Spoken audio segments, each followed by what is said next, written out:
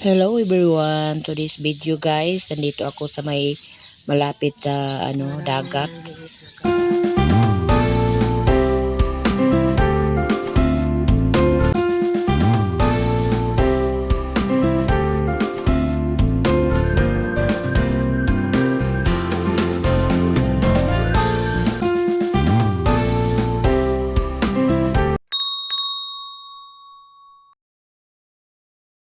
Anyway guys, ito ay isang kasada sa tabi ng Biwok. So andito ako, tinignan ko yung mga dito, yung mga crabs na maliliit. Yun, kami nandito guys kasi nga gusto kong manood ng paglubog ng araw. Kaso lang hindi masyado makita yung araw dahil nga maulap siya dahil umulan kaninang tanghali. So ayan, madilim-dilim na siya. Pero ano pa lang yan guys, mga 4:30 or something. Kaya nga sabi ko, ay hindi man maganda, sayang pagpunta namin ng anak ko. Kasi sabi niya, mama punta tayo sa Baywalk. Pero hindi ito sa Baywalk talaga yan. Yan ang daming mga crabs na maliliit. Nakyutan kasi ako sa kanila dahil yung gumagalaw sila. Hindi masyado mahalata dahil nga ayan gumagalaw yung isa. Kakulay siya ng maitim siya ng parang gray. Kulay siya ng simento. So ayan guys. Makain kaya yan? Siguro makain yan. Gusto kong kunin. Kaso lang natakot ako baka hindi makain. Ayan guys. Ayan yung dagat. Kumuha niya, wiwi.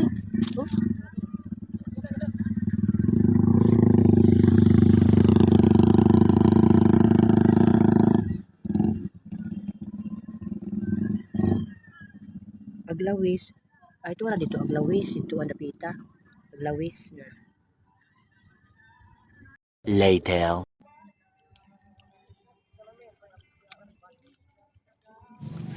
So ayan guys, yung mga maliliit na crabs. Hindi ko alam kung anong pangalan yan. Basta kayo nakita ko lang dyan. Kasi nga hindi naman ako gano'ng pupunta dito. Tapos, ayan. Kasi nga ang balak ko talaga ay manood ng paglubog ng araw. Kaso lang maulap siya. So, tingnan natin kung makita ba natin ang paglubog ng araw. Baka mamaya-maya mawala na yung mga ulap. So, ayan guys. Mahirap talaga mag-video. Kailangan talaga mag-voice over para ikaw talaga ang may-ari ng video na ito. Para malaman nila kung ano ang ginagawa mo, kung ano ang pinapanood mo, kung ano ang lugar na pinupuntahan mo. So, ganun lang guys. Kaya nga, dapat ang ating mga video is maintindihan ng ating mga manonood. Kasi nga, pag wala, pabanding-banding lang or paano-ano lang, hindi talaga ng manonood kung ano ang istorya mo. So, ganun lang talaga siya guys. Ayan, binalik ko naman. Gustong-gusto ko yung mga yung mga maliliit na crabs. Gumagalaw siya Yung iba, naglalakad. Iwan ko ba yan? Sarap siguro yan lutuin. Hindi ba kaya makalason? Wala ang araw. Natabunan ng ulap. Kaya na siya, alis na. Saan ang punta? Managat na to sila. Managat na. Ingat sa panagat.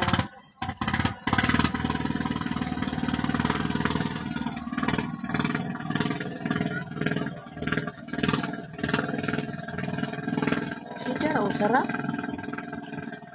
Hindi kasi mahadlok, no?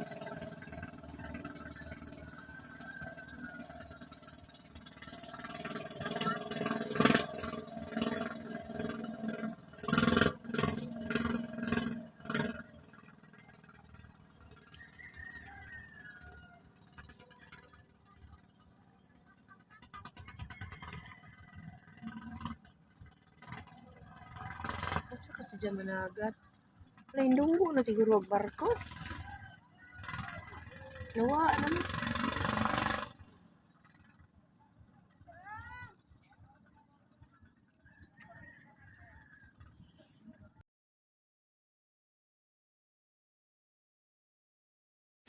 Sana guys, maya-maya mapakita na si Haring Araw para masilayan ang kanyang ilaw, ang kanyang kagandahan na paano siya lumubog.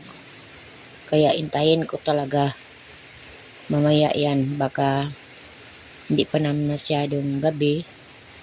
Ano pa naman, makulimlim kasi, kaya yan, parang gabi na tingnan. So, ayan. Marami-rami ng tao, konti. Kasi nga, umulan na kanina. Anyway guys, dito sa kabila is, na yan, barangay. Doon talaga siya, lalabas yung itong kalsada na to.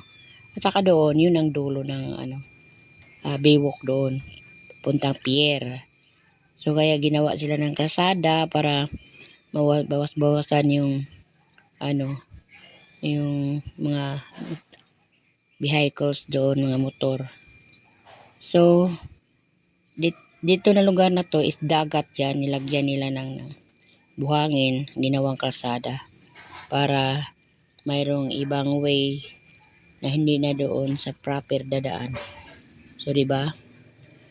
Anyway guys, makulimlim pa rin ang langit at saka hindi pa rin nagpakita si Haring Araw.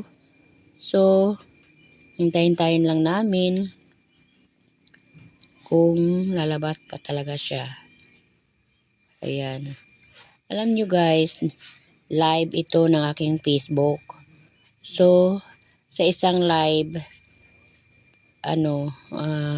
para hindi sayang yung oras, yung panahon ko, pang na to, 3 in 1. Pwede ko sa YouTube, i-record ko. Pwede din sa Reels. Pagkatapos mong live, pwedeng suggestion si Mita sa'yo ng pwede mo i-Reels, gawing Reels yung live mo. So, ganun guys. So, ibig sabihin nun, sa isang click mo lang ng camera, is 3 ang ma-uploadan mo. Ganun lang guys. O, diba? So, anyway guys, payo ko lang sa inyo, kung mag-video kayo, kung saan-saan yung wari naglalakad lang kayo or something na may pinuntahan kayo, kumuha ka ng video, gawaan mo ng paraan na parang buhay na buhay. Ibig ko sabihin, magsasalita ka, wag lang puro sounds yung music, kasi mas maganda talaga yung ikaw talaga ang magsasalita. Kaya mag voice over ka para maintindihan nila kung ano talaga ang istorya ng iyong video. At saka magkwento ka sa kanila na ikaw talaga yan.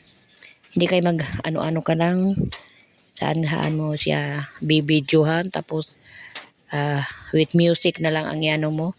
Hindi talaga maganda yun, sa totoo lang. Tingnan yung mga sikat na vlogger, diba? Ang mga video nila parang buhay na buhay, totoo talaga, kasi inagampanan nila. Mayroon na silang pamuhunan, pwede silang magbayad ng mga nag-edit, pwede silang magbayad ng mga sa kanilang mga video. Mayroon silang cameraman, lalo na sa mga artista, di ba? Maganda, parang drama talaga. Yun talaga sana dapat guys. Hindi lang pa banding-banding dyan, pa ano-ano dyan. Talaga bigyan mo siya ng panahon, bigyan mo siya ng halaga, kasi nga kung babalik din yan siya, yung malaki din ang halaga pag malaki na yung mo, ang tawag nito, mga subscribers mo, or hindi, ibig ko sabihin yung mga nagmamahal sa iyo, di ba? Ang subscribers is subscribers lang yan, hindi sila yan manonood. Yung iba, yung dumaan sa wall mo, yung dumaan sa iyong kung nakita nila maganda yung mo video, is panoorin ka talaga nila. So mag-click yan sila para mag-subscribe. Magtaka ka na lang guys kasi ang dami mong subscribers, 'di ba? Ang dami-dami na. Bakit kunti lang ang nanood sa iyo? Yun nga, yun talaga. Subscribers lang yun, pero hindi yan na nanood sa iyo. Yung nagmamahal sa iyo, yun ang manood sa iyo. At huwag ka na rin magtaka kung bakit mga pamilya mo, mga anak mo, mga kaibigan mo, kamag-anak mo, hindi talaga yan susuporta sa iyo.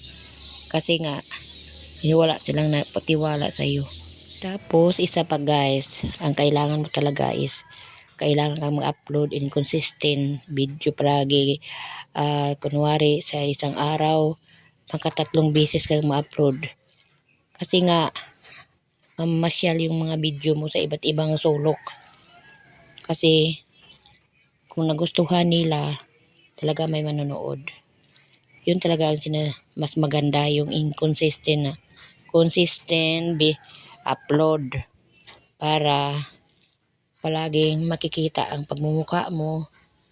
Kasi nga, kung pakunti-kunti lang, katulad natin, nag-prepare tayo, tsaka palang mula sa private, i-publish mo. Yun, kaya itong ano natin guys,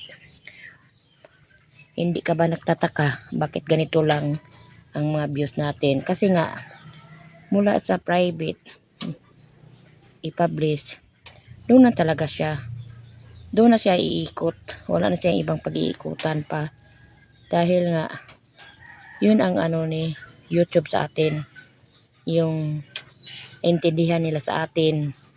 Kaya hindi tayo pwede ma-spread sa iba. Ikaw, kung may pangarap ka, gumawa ka ng paraan na ang iyong video is gustong-gusto ng mga tao. Yun lang naman talaga eh. Yung pangmasa ba, yung mag-click sa kanilang paningin, yung makuha nila ng inspirasyon, yung natutuwa sila kasi nga sa hirap ng buhay. A few moments later. Aliw na aliw sila sa'yo. Yun lang talaga. Yun ang dapat ko sanang gagawin kaso hindi ko talaga magawa. Dahil nga kailangan mong maliksi, yung kailangan mong masaya, kahit hindi naman talaga masaya. Ganun lang talaga. Kasi nga artista eh. Ito na siya ring araw guys, diba ang ganda ng kulay niya. Dito na tayo magtatapos. So don't forget to subscribe my channel and click the bell icon for updated ka sa aking mga video. Bye until my next video. God bless to all.